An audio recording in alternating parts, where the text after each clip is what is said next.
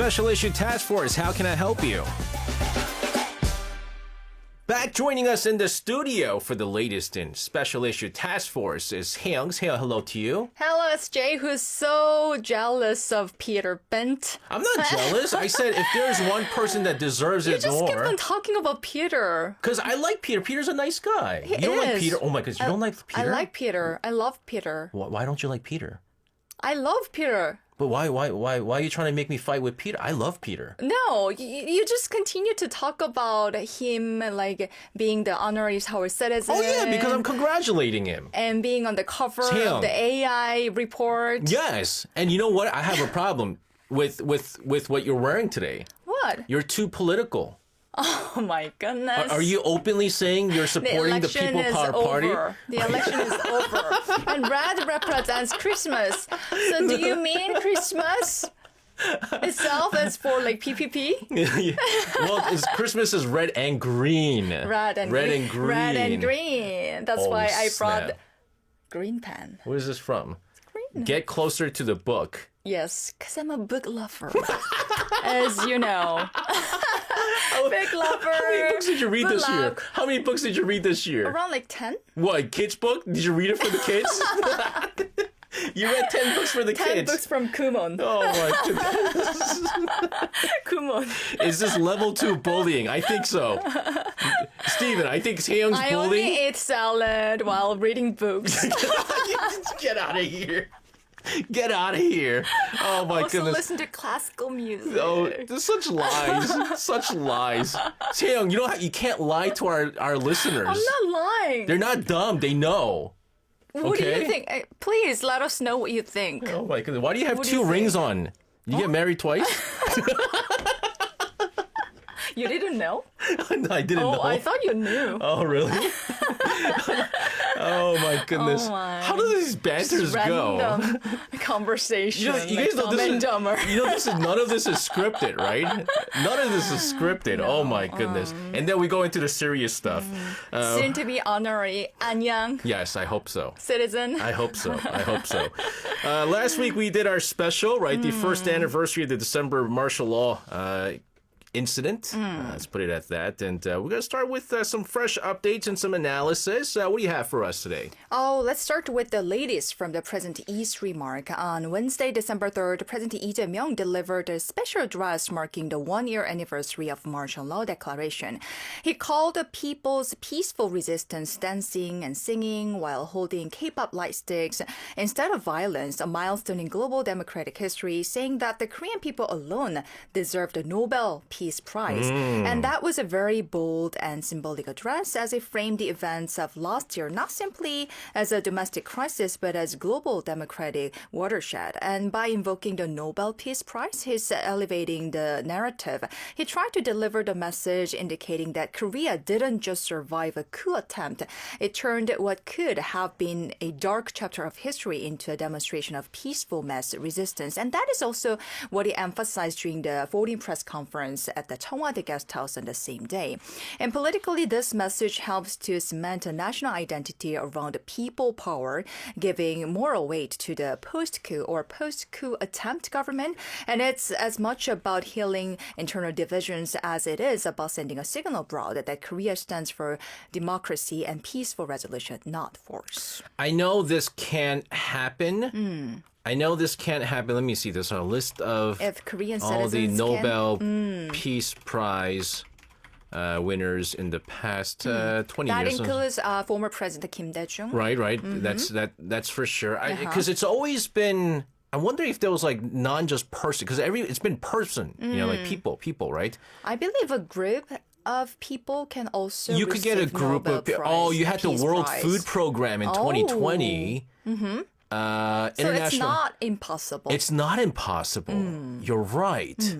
Okay, now that would be very, very meaningful. Dream big, Yeah, I know, and it's tough. It's going to be tough, but it's pretty big. Yes. He also announced that December 3rd will be designated as People's Sovereignty Day to honor the courage and actions of ordinary citizens. Do you expect this to become official? Like, what kind of impact might this have? Well, turning December 3rd into a national holiday, or at least a commemorative day, would be a powerful institutionalization of that narrative. And symbolically, it reinforces the idea that sovereignty lies with the people and not with self-declared power holders. And practically, it could become a day of remembrance, civic education, and reflection, for example, by holding related events.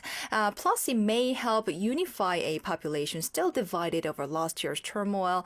But given how politically divided our society has become these days, there could be resistance. Some may see it as politicizing history or as rewriting a painful past too quickly.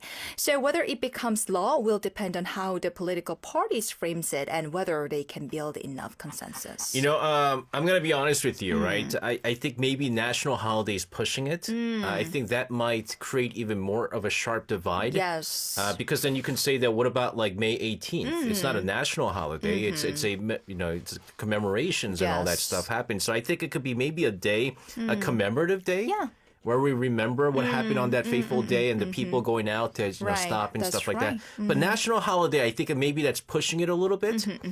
Even though it's that day was, it's a historic day, but it might create a further divide. I agree. Turning now to some legal developments, you have the special prosecution team recently indicting Chu Kyung-ho, a former floor leader of the main opposition, People Power Party, on charges of obstructing the parliamentary vote that would have lifted the martial law. He was not detained, but formally charged. What does this development signify? Well, that indictment is a very significant milestone. Chu was among the highest-ranking officials charged in connection with the coup aftermath so far. And according to the prosecution, Chu repeatedly changed the location of a parliamentary gathering from the National Assembly to the party's headquarters, thereby blocking the vote to repeal martial law. And moreover, it's alleged he acted at the request of former President Yoon Suk-yeol. And if the court proceeds to conviction, it could open the door to more indictments of high-ranking figures. But the fact that he was not detained yet might upset many citizens who expected stronger action, and it could feed a sense of impunity unless the trial is swift and transparent. You mentioned public expectation, but in that context, a recent nationwide poll found that nearly 60% of respondents support a second round of additional special prosecutors.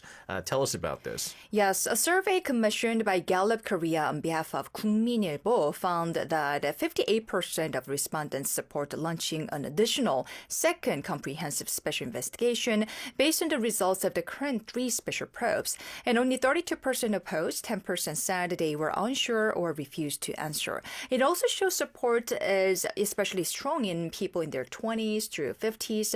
And this result reflects a widespread feeling that what's being done so far is not enough. And many people see the current investigations as limited, both in the number of suspects and the scope. And when even senior lawmakers can be indicted without detention, like Chu Kyung-ho, and many alleged perpetrators remain uncharged, it gives the impression that the full truth may never come out. And the poll suggests the citizens, especially younger and middle-aged adults, desire a more thorough root cause reckoning. Some people are saying that it's political revenge and stuff like that, but you have to understand that what they did was wrong. Insurrection, yes. And when you're trying to block lawmakers from voting down on the martial law declaration, there's something very highly unconstitutional, illegal about this, which is why they're saying that needs to be done. Given all that, though, President Lee's symbolic gestures, the indictment of Chu Kyung-ho, the rising public demand for deeper investigations, what do you see as a realistic scenario over the next few months now? Well, as we mark 1 year since the December 3rd martial law crisis this month, it's clear that the road to accountability is still long. And just yesterday, former Defense Intelligence Chief Do Sang-won, accused of helping plan the coup in advance, appeared as a witness in former President Yoon Suk-yeol's trial, yet refused to answer most questions, only responding when the answers were favorable to him. And he even said he refused to answer because he found it annoying, bothersome, 귀찮아서 대답 합니다. So it was very, yes, shocking. And today, reports surfaced suggesting close communication with between former Presidential Civil Affairs Secretary Kim Joo-hyun and former Prime Minister Hwang Kyo-wan, who has been indicted for incitement to insurrection. Investigations continue and more individuals are still being questioned.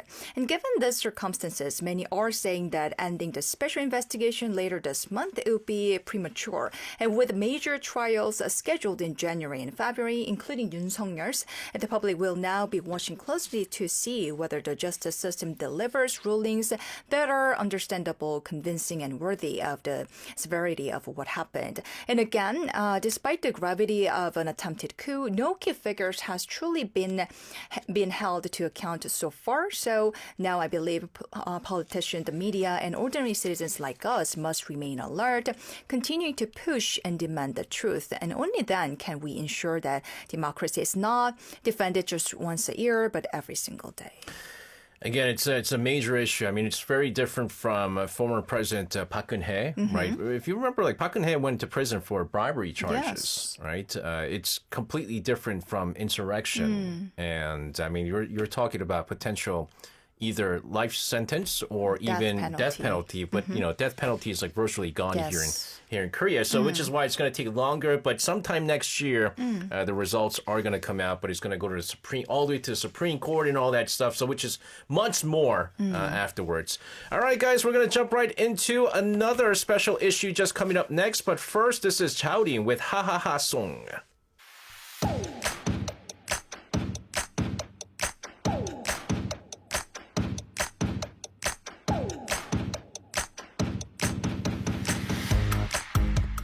Hey! Stop looking at the clock! We still got more work at the Culture Ring!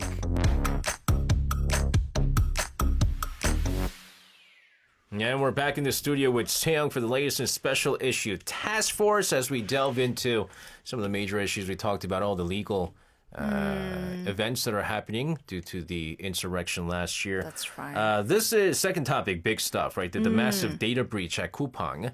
I've been getting text messages from Coupang saying, Do you use this platform? Yeah, all the time. They're all like, I'm sorry. We're sorry. But. We're sorry. And we got sales. We're sorry. We got sales. Take 15% off. Yeah, discount coupons. This is massive data breach. To be honest with you, I'm not as angry. Okay, I'm not as angry. Why not?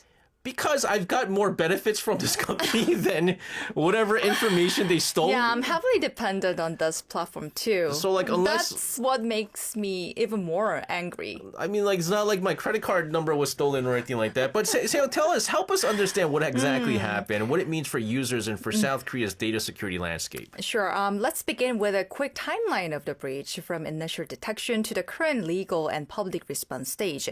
The incident reportedly began on June 24, 2025, when unauthorized access to customer data started via overseas servers, according to the company's own statement. And Coupang did not detect anything suspicious until November 18th, when they confirmed abnormal access. Initially, the company reported the breach affected only around like 4,500 accounts, but over the course of the investigation, the number skyrocketed. The final confirmed number is roughly 33.7 million customers' accounts. Guys, there's a huge difference between 4,500 and 33.7 million. Yes, that's right. And according to the company, the exposed data includes customers' names, email addresses, phone numbers, shipping addresses, and some order history. And what's important is credit card information, payment details, or login credentials were reportedly not part of the leak. And I also received several messages myself from Coupang about this issue, and they apologized. But what they kept emphasizing was that no credit card information had been leaked. But still, many customers say it's hard to trust that claim, especially based on their track records, based on how they responded initially. So, yeah, we'll have to continue to see what's going to happen. And now, going back to the timeline of that incident, on November 30th, public notification was made. Customers were informed via message, and the news media widely covered the breach. And soon after, the government Commission through the Ministry of Science and ICT and the Korea Internet and Security Agency Personal Data Watchdog formed a public-private joint investigation team to probe the cause and assess compliance failures. And at the same time, law enforcement opened a criminal investigation, and the leak is reportedly linked to a former Coupang employee of foreign nationality. The individual is under investigation for unauthorized access. Meanwhile, legal action started. A group of individual victims filed a compensation lawsuit in Korea claiming damages, and now efforts are underway to bring a class action lawsuit in the United States against the parent company Coupang Inc. via U.S. law firm. And the plan may involve thousands of plaintiffs.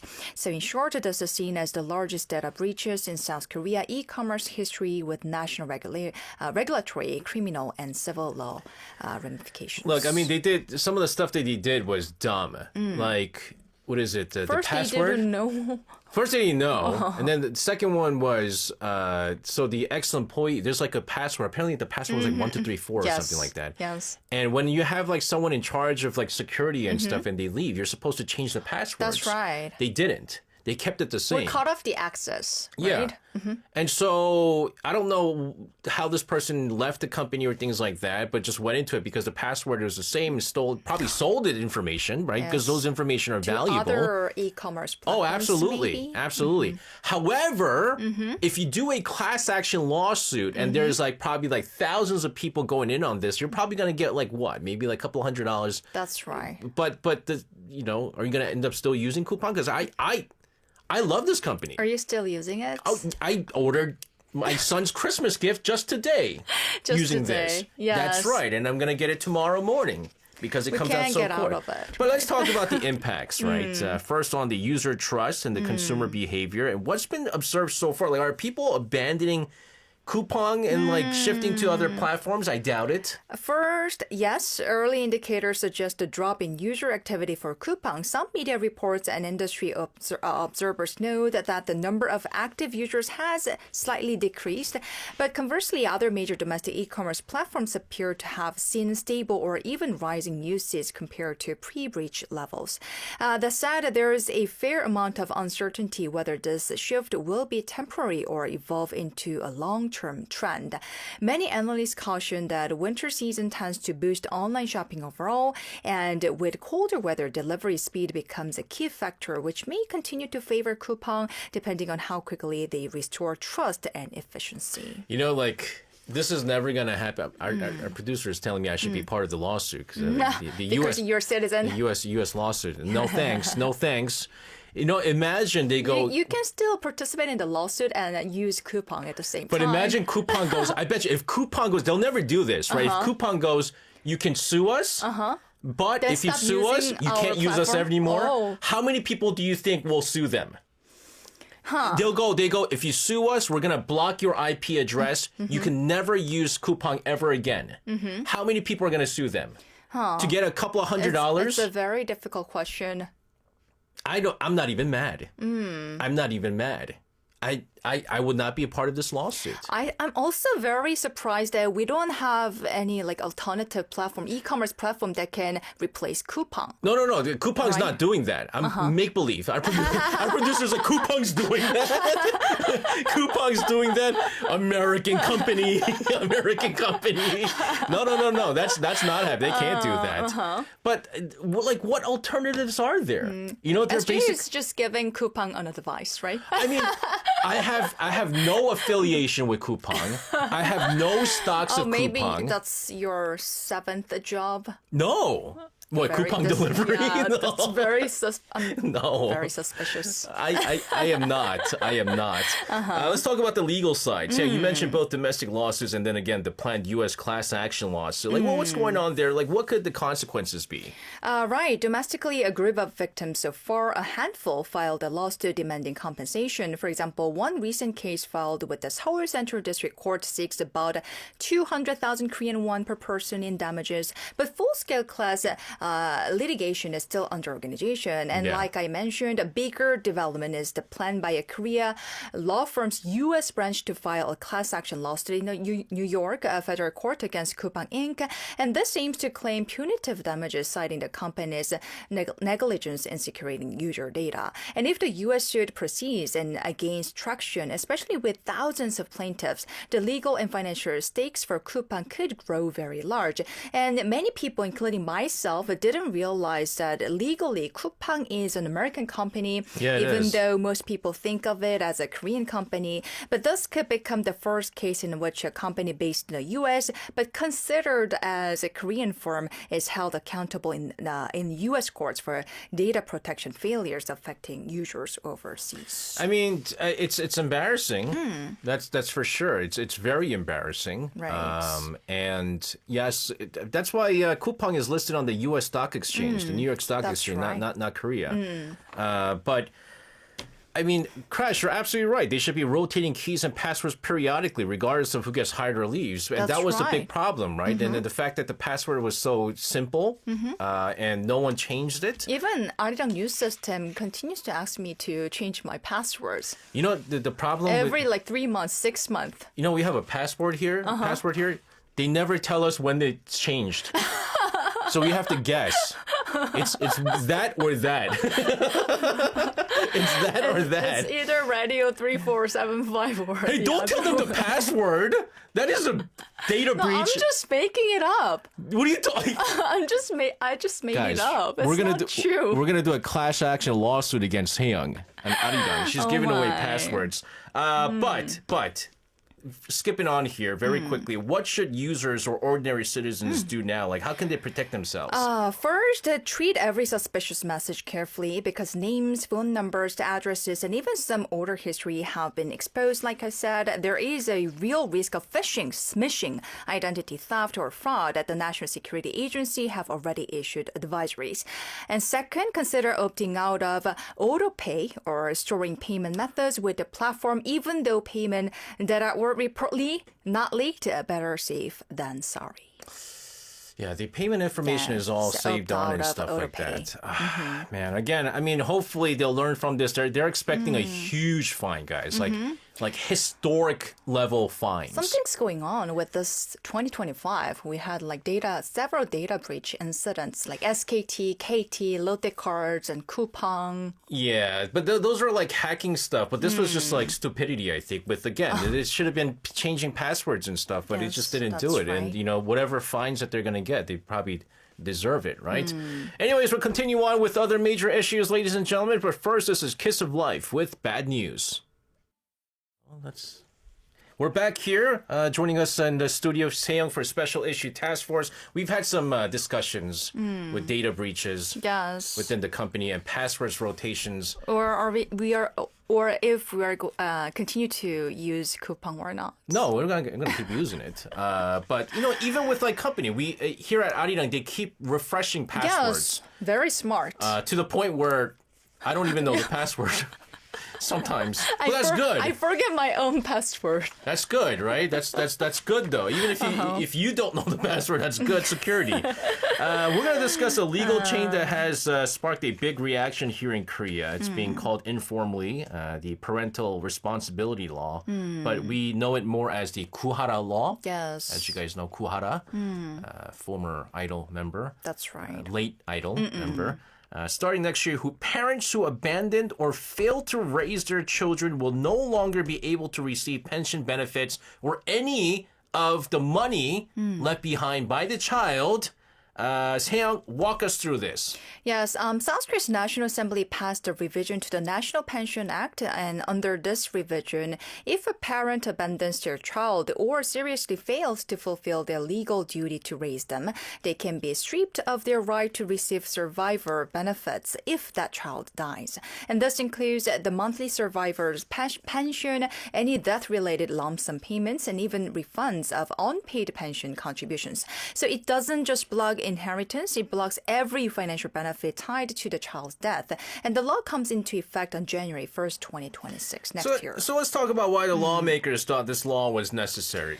Well, because there were repeated cases where parents never raised their children, sometimes even disappearing for decades, yet later tried to receive money after their child died. And public outrage really escalated after several court cases where estranged parents received inheritance or insurance money simply because they were legal parents. So lawmakers responded to a growing public demand to put ethics into family law and public pension systems as well. Guys, imagine this, right? You were abandoned by your parents, right? They wanted nothing to do with you, sent you off to either orphanage or had your grandparents raise you, right? Usually that's something that happens. And you grow up well under the warmth and care of your grandparents. You become someone big. You become a huge successful businessman, let's say, and you're worth billions of dollars, and unfortunately you pass away, and it's time for inheritance, and all of a sudden the parents that abandoned biological parents who didn't do anything to raise you, come out and go, I am entitled to your money, his or her money, because I am biologically. That makes absolutely no sense. But who decides whether a parent abandoned their child? How is that determined? That's very important. It's not automatic. A parent must be ruled ineligible by a court based on whether they violated their child-rearing duties, such as abandonment, lack of financial support, or failure to provide basic caregiving. And only after the court determines loss of parental support rights can the National Pension Service block them from receiving benefits. So there's a legal process, not a blanket ban, and it protects against unfair assumptions and ensures evidence is required. And so now let's go back to Quora, right? Again, Quora, it just pains me still. Young talent taken too early.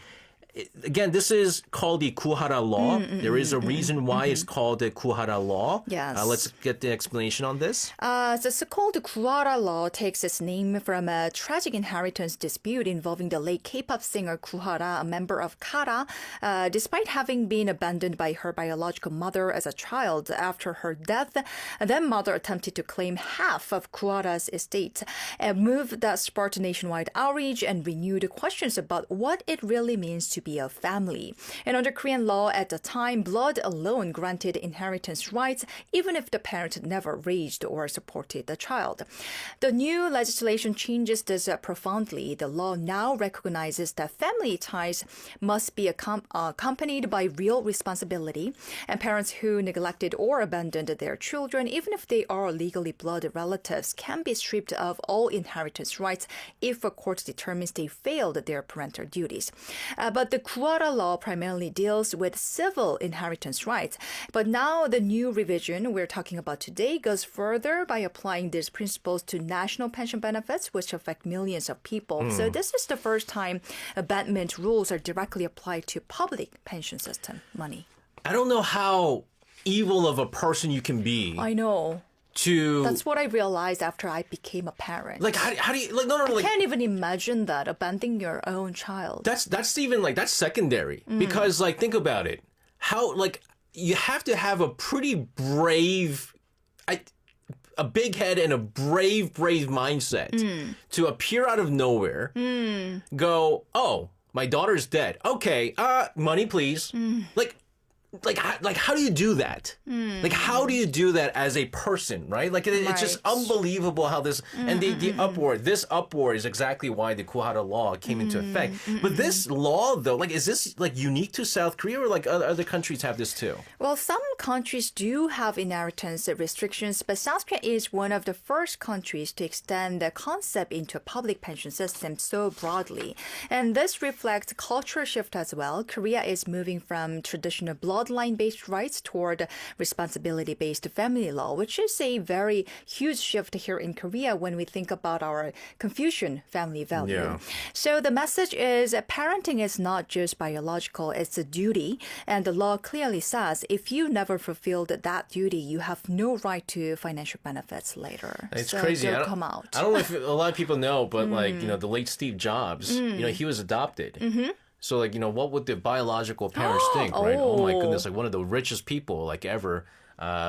Athletes like Aaron Judge. But they've never come out? I don't think they've come out. Yeah. But also, I think the biological daughter of Steve Jobs. Because Steve Jobs abandoned like his girlfriend and the child too. And later on, he said, "I'm gonna give you money to the daughter," and she said, "I want nothing to do with you." So it was like She refused to Yeah, receive money? yeah. That's so cool. that takes a lot. Yeah. That's Steve Jobs money. I mean, we're not talking about SJ money. That's Steve Jobs money. But again, this is interesting. But how are people reacting to this very quickly? Well, most people support it. They see it as justice for children who suffered, but there are concerns too. What counts as failure to raise? How do you handle gray areas like poverty versus intentional neglect? Will family disputes increase as people go to court to challenge parents? The law is strong, but it will need careful implementation. That's a remaining question. No, I mean, the one thing that we did learn over the years is that the one thing that does need some strengthening in Korea is the law. Yes. Maybe law is never really on people's side, and maybe making it more difficult and protecting the people, basically, Yes. right? Protecting the people, and you have to prove that you were an actual parent, did your duties as a parent before you're, and you know what? Like when your child is, has passed, like is money really the first thing that comes to your mind? That's right. That's right. For most parents, it's more like, I'd much rather not get this money and have my child be alive. Like that's like the first mindset, right? But unfortunately, we do have certain people, and now we have laws that protect, bad people from getting money. Seyoung, thank you so much. Thank you for having me. Have a safe rest of your week. You too. And we're looking forward to next week's banter. See you next Tuesday. And sending her out of the studio, this is Norajo with Saida.